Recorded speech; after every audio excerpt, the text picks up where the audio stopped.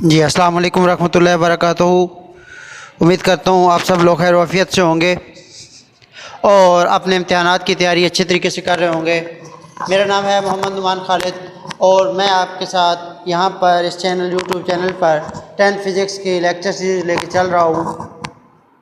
इसमें अभी तक हम आपके जो तमाम चैप्टर्स हैं उसके हर चैप्टर के एक वीडियो जो चैप्टर को रिवाइज़ करने के लिए 35 मिनट का एक लेक्चर है, जिसमें मुकम्मल तौर पे आपको एक चैप्टर में अच्छे तरीके से उसमें जो जो इम्पोर्टेंट चीज़ें हैं और उसमें जो इम्पोर्टेंट कंसेप्ट हैं उसको डिस्कस किया गया।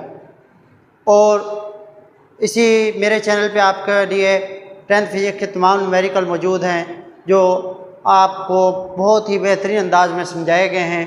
आप जाएं, तमाम video lecture free of cost हैं, उनको जाएं देखें, अपने दोस्तों के साथ शेयर करें और सिर्फ इतना कीजिए कि मेरे चैनल को साथ सब्सक्राइब कर लें और साथ दिए गए घंटी के निशान पर क्लिक कर दें। अगर आप इंशाल्लाह जल्द अज जल्द 1000 सब्सक्राइबर मेरे कंप्लीट करते हैं तो इंशाल्लाह लाइव लेक्चर आपके साथ, live class free of cost इंशाल्लाह आपके साथ मैं ज़रूर शेयर करूँगा।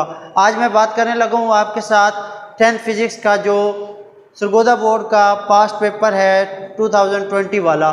तो मैं आज वो जो पेपर है पास्ट पेपर उस पर बात करने लगा हूँ। तो शॉर्ट क्वेश्चन डिस्कस करेंगे, लॉन्ग क्वेश्चन को आपको बताऊंगा किस तरीके से आपने हल करना है और आपको जो एक डॉक्यूमेंटेड फाइल इसी वीडियो के आखिर पर एक लिंक दे दूंगा, वहाँ से जाके आप उसको पेपर को हलशुदा पेपर को डाउनलोड कर सकते हैं। अभी मैं यहाँ पे इसको डिस्कस करता हूँ तो शुरू करते हैं आज की वीडियो। हमारे पास है जी पेपर में हमारे पास सबसे पहले पास जी इसमें आपके पास आपको पता है कि हमारे पास जो पंजाब के बोर्ड्स हैं पेपर पैटर्न स्कीम भी मैं आपके साथ शेयर कर चुका हूँ कि आप किस तरीके से अच्छे तरीके से नंबर हासिल कर सकते हैं, तो वो भी वीडियो मौजूद है। अभी मैं इसी के साथ यहाँ पे आपको एक ऊपर लिंक दे दूँगा, उसको आप ओपन करके उस स्कीम को देख सकते हैं, जिसमें मैंने बताया है कि कौन सा सवाल आपके किस चैप्टर में और कौन सा क्वेश्चन शॉर्ट क्वेश्चन आएगा। मुकम्मल तौर पे आपको उसमें मैंने गाइड किया है। तो आप जाएं, देखें, पढ़ें, सीखें और किसी भी किस्म की राय देने के लिए मुझे कमेंट सेक्शन में ज़रूर लिखें। तो हमारे पास है जी, आपको पता है कि आपके पास यहाँ पे शॉर्ट क्वेश्चन में 3 क्वेश्चन आते हैं आपके पास सवाल। क्वेश्चन नंबर 1 आता है, क्वेश्चन नंबर 1, इसमें से 8 दिए होते हैं आपको क्वेश्चन, जिसमें से आपने 5 करने होते हैं। और क्वेश्चन 2 इसी तरह, क्वेश्चन नंबर 3 से ऐसे ही होता है, 8 दिए हुए हैं, 5 करने हैं आपने। और क्वेश्चन नंबर 4 जो शॉर्ट क्वेश्चन है, इसमें से भी आपको 8 दिए हुए हैं और आपने 5 शॉर्ट क्वेश्चन करने हैं। तो हमारे पास यहाँ पर पहला क्वेश्चन है, अगर सादा पेंडुलम की लंबाई 2 गुना कर दी जाए तो उसके टाइम पीरियड में क्या तब्दीली रुनुमा होगी। क्या आपको वो कह रहा है कि आपके पास एक सादा पेंडुलम है, ये पेंडुलम है, एम ये मैस है, ये इसकी लंबाई एल है। तो वो पूछ रहा है कि अगर मैं इसकी लंबाई को if L is equal to L dash is equal to L, मैं अगर लंबाई को इसकी अभी वाली जो लंबाई है इसका 2 गुना कर दूं तो मेरे पास इसके टाइम पीरियड पे क्या फ़र्क पड़ेगा। तो हमें पता है कि हमारे पास टाइम पीरियड का फार्मूला होता है 2 पाई एल बाय जी।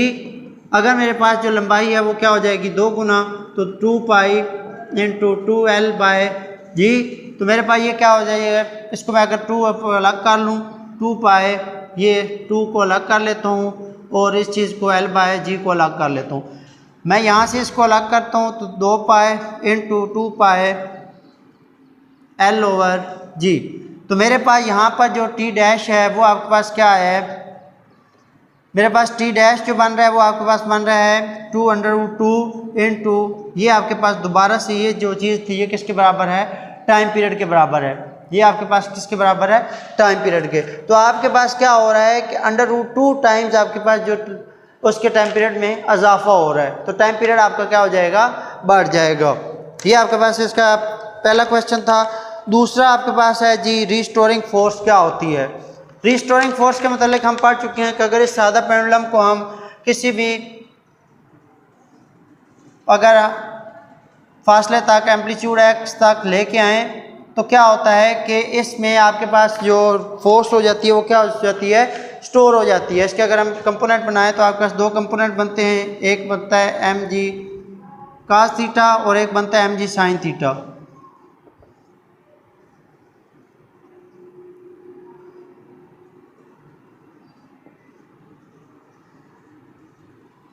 तो हमारे पास दो कंपोनेंट बनते हैं, इसमें हमारे पास एक कंपोनेंट जो होता है वो आपके पास रिजॉल्व हो जाता है और दूसरा उसके टेंशन के साथ ख़त्म हो जाता है, और जो दूसरा कंपोनेंट हमारे पास बतौर रिस्टोरिंग फोर्स के तौर पर जो एम जी साइन थीटा होता है हमारे पास रिस्टोरिंग फोर्स के तौर पर काम करता है।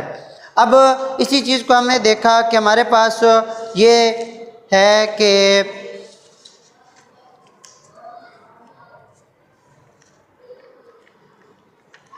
तो ये हमारे पास एम जी साइन थीटा उसके तौर पर क्या करता है, रिस्टोरिंग फोर्स के तौर काम करता है। रिस्टोरिंग फोर्स क्या है कि आप अगर इसकी तारीफ़ करें कि रिस्टोरिंग फोर्स आपके पास क्या चीज़ है, तो इसकी तारीफ़ हम कर सकते हैं कि कोई भी ऐसी चीज़ जो आपके पास क्या हो कि जो आपका जो बॉडी है, जो ऑब्जेक्ट है, उसको मूव करवाने का बायस बनती है कि इसको आप यहाँ तक लेके आए तो इसमें एनर्जी क्या होगी है, स्टोर हो गई है। तो it is the type of energy which store in the object when we work on the object. जब हम किसी भी ऑब्जेक्ट पे काम करते हैं तो उस पर क्या हो जाता है, आपका जो एनर्जी स्टोर होती है उस एनर्जी को हम क्या कहते हैं, रिस्टोरिंग फोर्स कहते हैं। और इसके आप इस तरीके से रिस्टोरिंग फोर्स ऑलवेज पुश और pull the object performing simple harmonic motion toward the mean position. उसके बाद हमारे पास है वेव की मसावात की तारीफ़ करें, इसका फार्मूला लिखें। वेव इक्वेशन क्या है, आपने पढ़ा है वेव इक्वेशन। जो वेव इक्वेशन क्या है, V is equal to F lambda. Wave equation आपके पास क्या है, V is equal to F lambda. ये आपका सवाल नंबर जो है जी इसका बनता है तीसरा है जी पहले का। तो V is equal to F lambda, तो यहाँ पे आपने V is equal to F lambda आपने इसको करना है। तो वेव इक्वेशन क्या है, wave equation is the relationship between velocity frequency and wavelength of the wave, कि ये रिलेशन है फ्रीक्वेंसी, वेवलेंथ और वेलोसिटी, वेव की वेलोसिटी के दरमियान, और ये उसका इक्वेशन है, मसावात है। उसके बाद आपके पास आ जाता है कि सवाल नंबर 4 कहता है कि आसमानी बिजली the flash of lightning is seen 1.5 second earlier than the thunder, how far away is the cloud which is flash occurred. कि आपके पास है कि आप अक्सर देखते हो कि आपके पास जो गरज जो है वो आपको आवाज़ जो होती है वो पहले सुनाई देती है, जबकि रोशनी आपको बाद में दिखाई देती है। कि आसमानी बिजली का जो आपके पास गरज के साउंड पहले दिखाई देती है, कि रोशनी जो है वो आपके पास पहले दिखाई देती है और आवाज़ जो है वो आपको बाद में सुनाई देती है। तो यहाँ पर आपके पास जो टाइम है वो टाइम लैप है, टाइम लैप्स है वो आपके पास है जी 1.5 सेकेंड। कितना है जी 1.5 सेकेंड। तो ये चौथा क्वेश्चन है, जो टाइम है वो 1.5 सेकेंड है पहले का, और हमें पता है कि जो साउंड की स्पीड होती है वी इज इक्वल टू वो होती है V is equal to 332 meter per second. तो हम इसका आप निकाल लें, एस इज इक्वल टू क्या होता है, हमारे पास फासले का फार्मूला होता है S is equal to V T distance,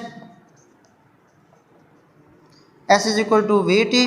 we हमारे पास है जी 332 इंटू 1.5, तो इनको आप मल्टीप्लाई करें तो आपका ये कितना आ जाएगा, तो ये आपके पास अप्रॉक्सीमेटली आपका ये आ जाएगा, इसको अगर आप 10 करें तो ये एक तो ये 332 आएगा, 332 में आप इसका हाफ ऐड कर दें तो आपका कितना बनता है ये जी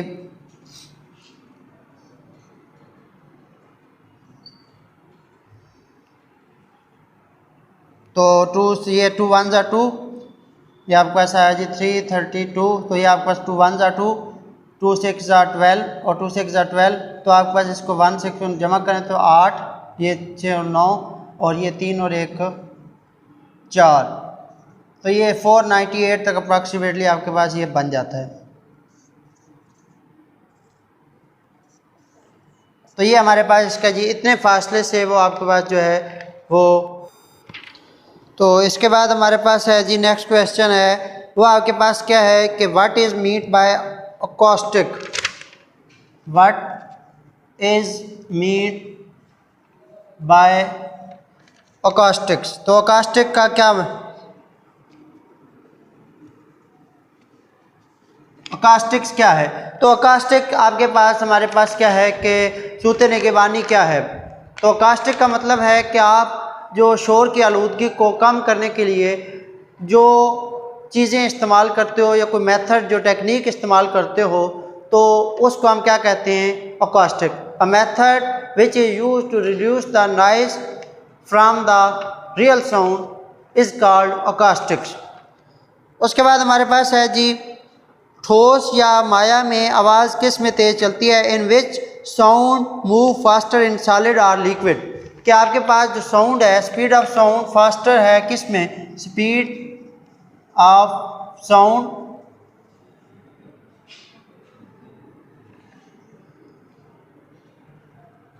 मूव्स फास्टर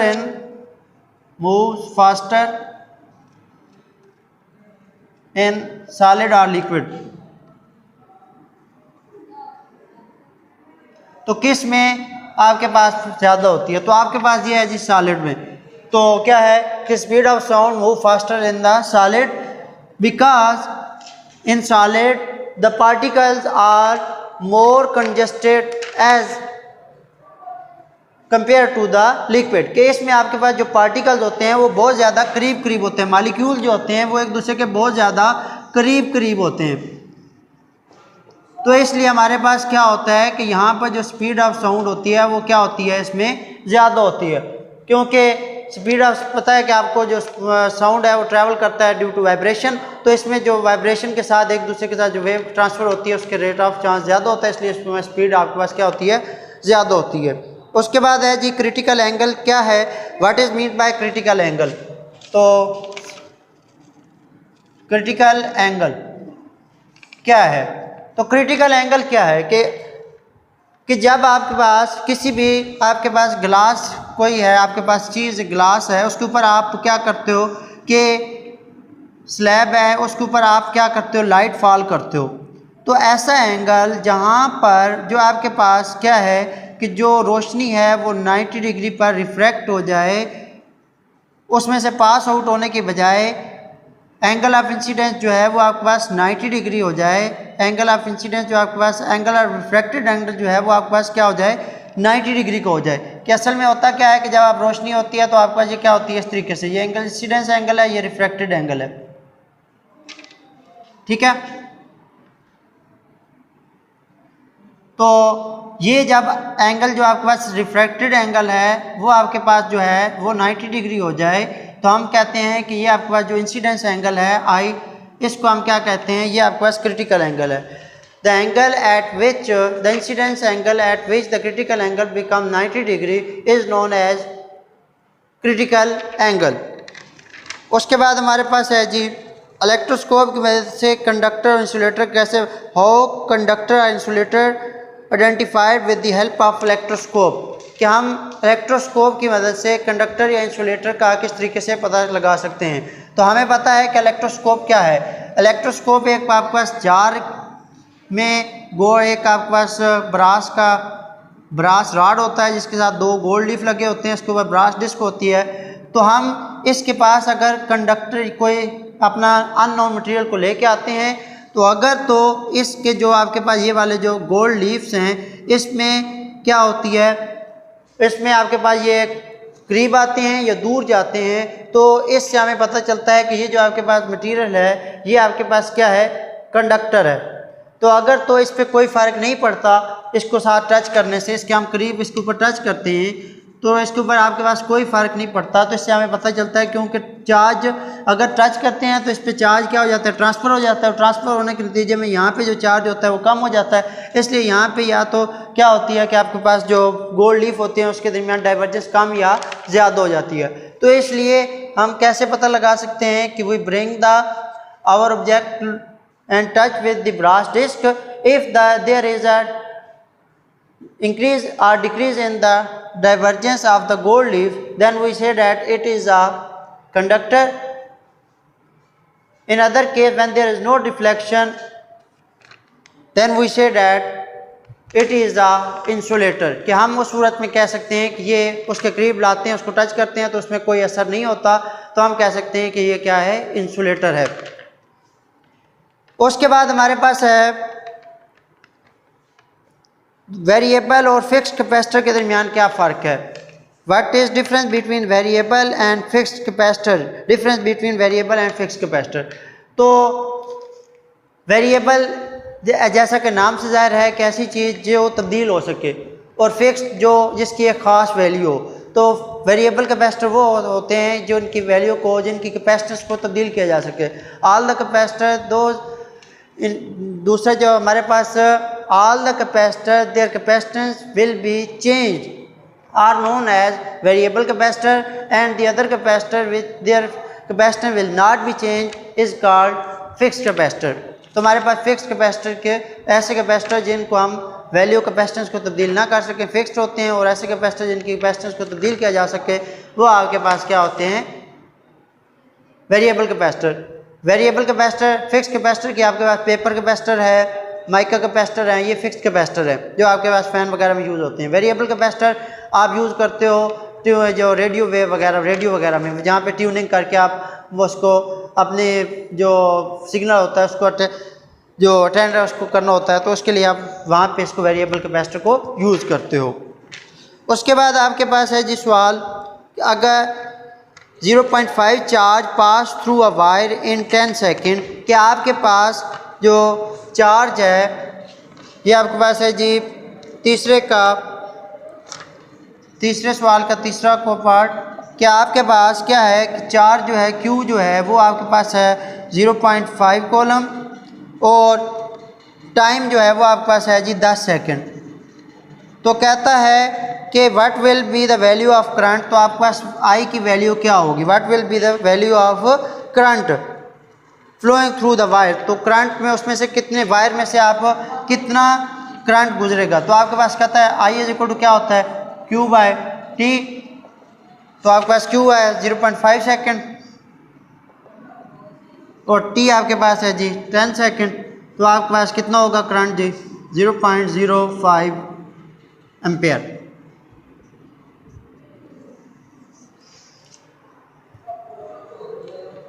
तो ये हमारे पास क्या है, आई आपके पास चार्ज पर यूनिट टाइम, आपके पास करंट क्या होता है, rate of flow of charge, कि आपके पास यूनिट टाइम में कितना चार्ज फ्लो कर रहा है उसको आप क्या कहते हैं, करंट। तो current is equal to Q by T होता है। तो वहाँ पे हमारे अपने वैल्यू को पुट किया और उससे हमने इसको, तो हमारे पास ये 0.5 एम्पेयर आ गया।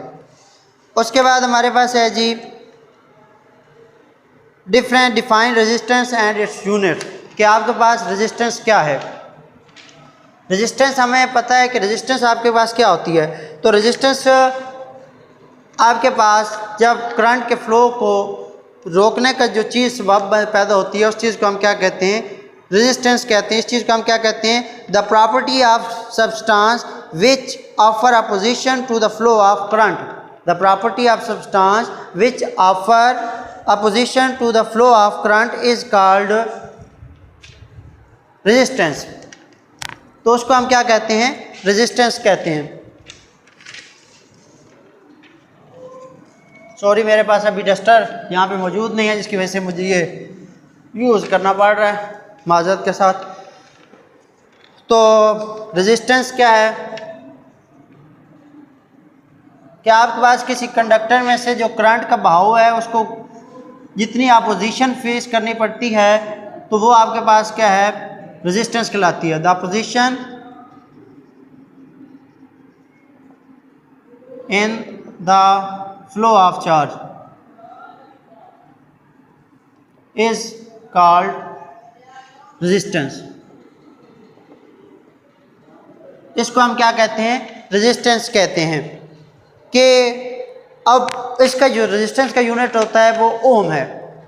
ओम की तारीफ हम क्या करते हैं कि आपके पास अगर ओम की तारीफ आप इस तरीके से करते हैं कि अगर मैं इसके अक्रॉस आपके पास ये जो कंडक्टर है इसके अक्रॉस 1 वोल्ट बैटरी कनेक्ट करता हूँ और इसमें से 1 एम्पेयर करंट पास आउट होता है, तो हम कहेंगे कि जो ये हमारे पास मटेरियल है इसकी रेजिस्टेंस जो है वो 1 ओम है।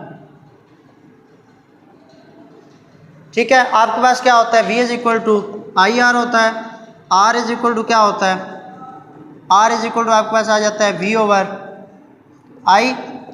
1 वोल्ट अगर वोल्ट हो और करंट जो 1 एम्पियर हो तो आपके पास क्या बनता है कि आपका जो ओम जो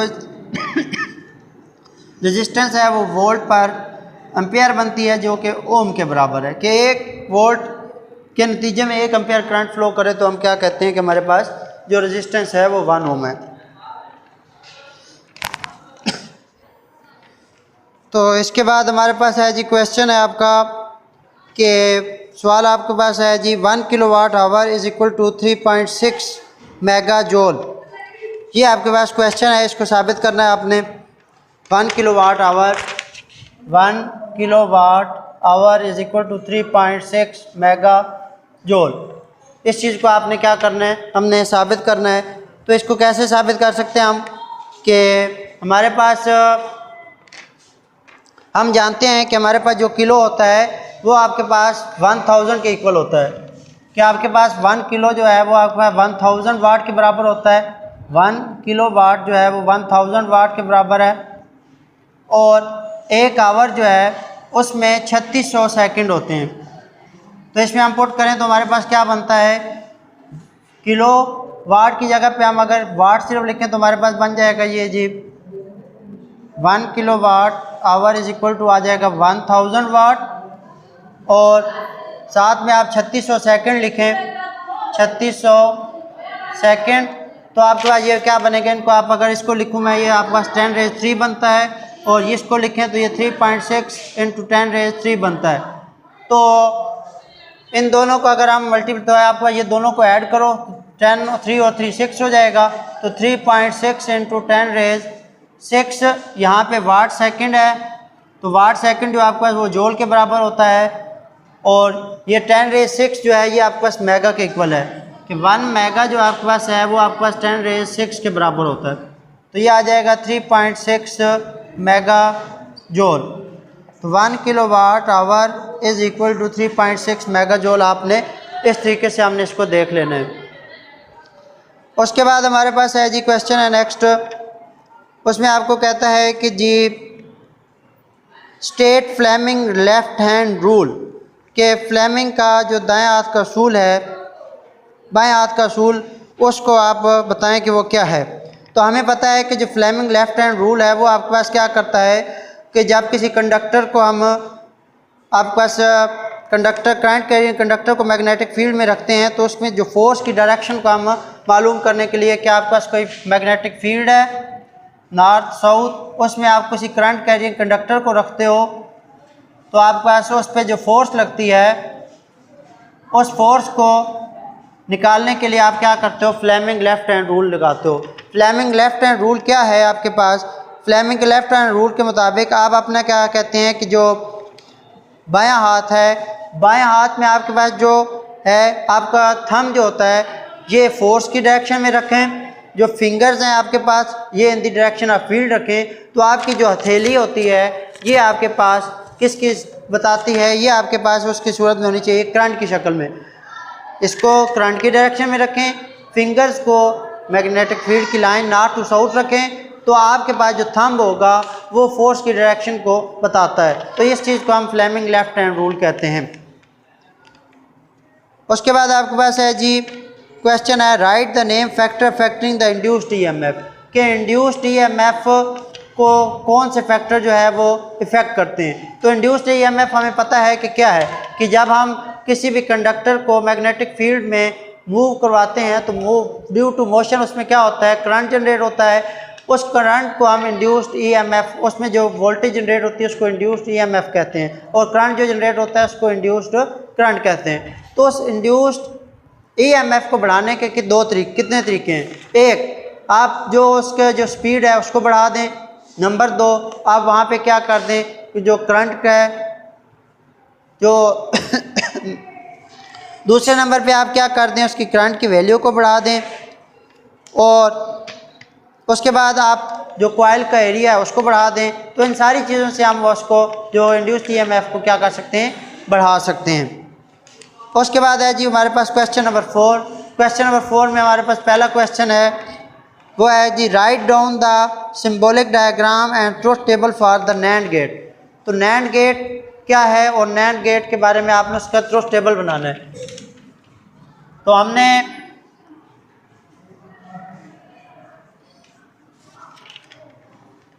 नैंड गेट आपके पास हमने लास्ट वीडियो में मैंने देखा है, आप उसको जाके देख सकते हैं डिटेल में। तो नैंड गेट जो होता है वो आपके पास सिंबॉलिक डायग्राम उसकी इस तरीके से है, ये ए है, ये बी है, ये एक्स जो होता है ए डॉट बी इसके इक्वल होता है।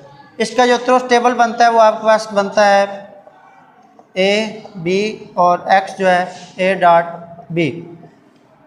इसमें आपके पास क्या होता है कि आपके पास वैल्यू अगर 0 0 0 1 1 0 या 1 1 आप रखें तो क्या आंसर आता है। यहाँ पे आप 0 0 दें तो एंड क्या देता है 0, यहाँ पे आपके पास ये 0 और उसको उल्टा के देता है 1 कर देता है। 1 0 दें तो आपको ये 0 देता है और ये उसको रिवर्स करके 1 देता है। 1 0 दें तो ये आपको 0 देता है और नॉट आगे उसको रिवर्स करता है, जिससे आपके पास क्या आता है 1 आता है। 1 1 दें तो आपके पास यहाँ पे वैल्यू जो होती है वो क्या होती है 1 आती है और ये उसको उल्टा के 0 कर देता है। तो ये आपके पास ट्रुथ टेबल है नैंड गेट का, ये उसका सिंबॉलिक डायग्राम और ये उसके नैंड गेट का आपके पास ट्रुथ टेबल है। उसके बाद आपके पास है जी दूसरा क्वेश्चन आपके पास है जी डिजिटल क्वांटिटीज़ क्या है, डिजिटल क्वांटिटीज़ के नाम लिखें। 2 क्वांटिटी जो डिजिटल हैं, तो डिजिटल क्वांटिटीज़ क्या होगी कि आप किसी भी चीज़ को जब डिस्क्रीट लेवल पे चेक करेंगे तो आपके पास वो डिजिटल क्वांटिटी आएगी। जैसा कि आपके पास क्या है कि अगर आप टेम्परेचर को आफ्टर 1 आवर चेक करें तो ये आपके पास क्या है कि जो टेम्परेचर आएगा वो एक डिस्क्रीट वैल्यू है, तो इसको हम उसको डिजिटल क्वांटिटी कहेंगे। इसी तरीके से जो आपके पास डिजिटल करंट है जिसमें 0 या 1 आता है, या जो आपका डीसी करंट है, ये आपके पास एक डिजिटल मिकदार है।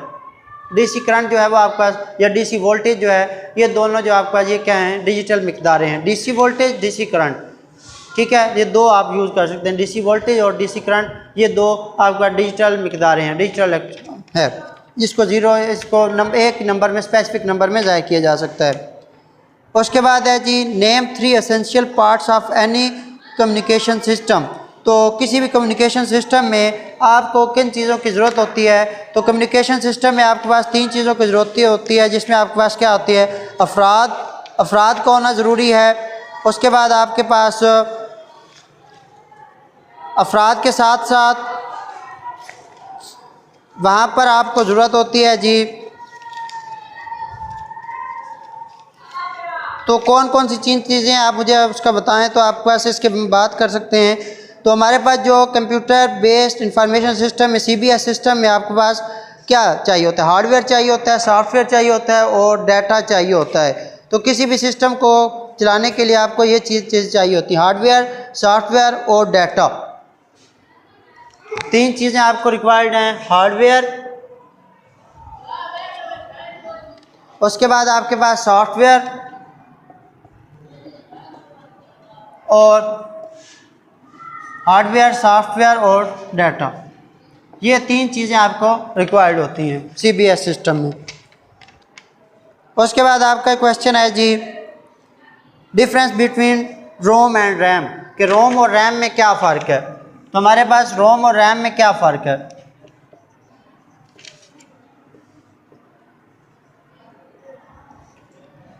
इसका मानी है रीड ओनली मेमोरी और ये आपके पास रैंडम एक्सेस मेमोरी।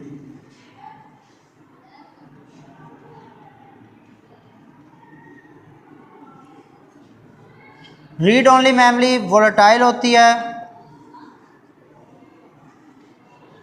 और ये नॉन वोलेटाइल होती है। ये टेम्परेरी होती है, ये परमानेंट है। ये आपके पास लॉ व्हेन पावर्ड ऑफ, कि ये आपके पास वोलेटाइल है कि जब आपके पास कंप्यूटर बंद होगा तो ये ख़त्म हो जाएगी, और ये आपके पास क्या है सेव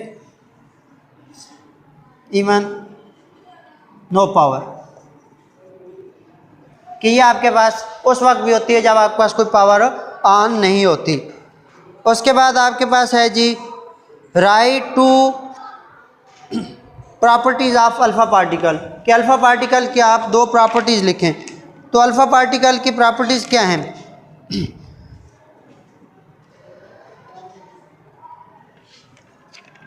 अल्फ़ा पार्टिकल आपको पता है कि ये इनका साइज़ ज़्यादा होता है अल्फ़ा पार्टिकल का, तो इसकी वजह से ये क्या करते हैं, आयोनाइजेशन को ज़्यादा सबब बनते हैं, तो दे काज इंटेंस आयोनाइजेशन। प्रॉपर्टीज़ जो आपके पास क्या है, क्वेश्चन है जी प्रॉपर्टीज़ ऑफ अल्फ़ा पार्टिकल।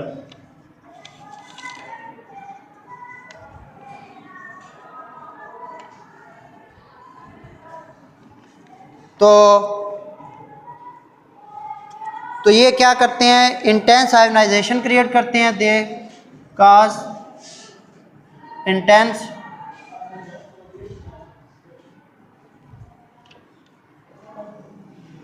ये आयोनाइजेशन का सबब बनती हैं।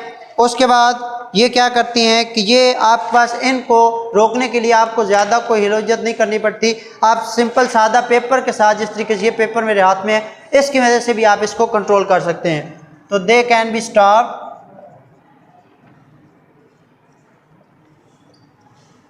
Only with a piece of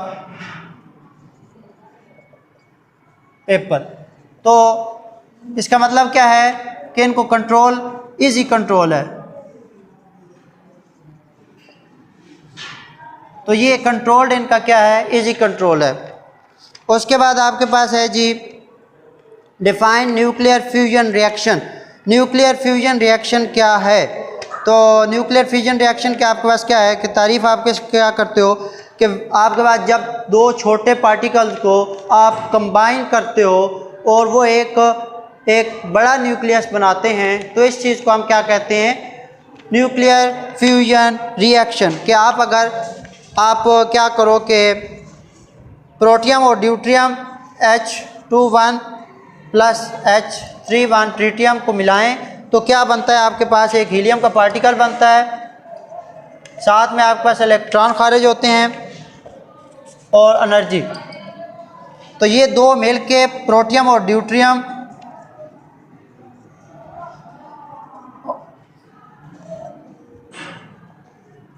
ये हीलियम का पार्टिकल बनाते हैं और एनर्जी साथ में खारिज होती है। ये फ्यूजन रिएक्शन ही है जिसकी मदद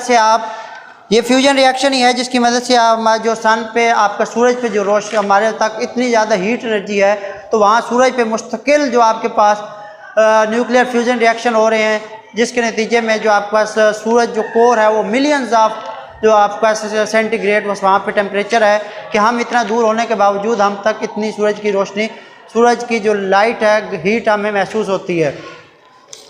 उसके बाद है जी आयोनाइजेशन और पेनिट्रेटिंग पावर क्या है। आयोनाइजेशन क्या है? आयोनाइजेशन कि जब कोई भी जो आपके पास रेज़ हैं किसी मटेरियल मीडियम के साथ कि में से गुजरें और उसको क्या कर दें, आयोनाइज कर दें, मटेरियल मीडियम को क्या कर दें, आयोनाइज कर दें। The ionization of the material medium when the rays pass through them is known as ionization. और पेनिट्रेशन क्या है? The power to inject inside the material is called ionization. कि हम क्या, the strength of radiation to penetrate through a material is called penetrating power. तो हमारे पास जो penetrating power होती है अल्फा पार्टिकल की सबसे कम है, जबकि उनकी आयोनाइजेशन पावर सबसे ज़्यादा है। उसके बाद हमारे पास हैं जी इसके लॉन्ग क्वेश्चन।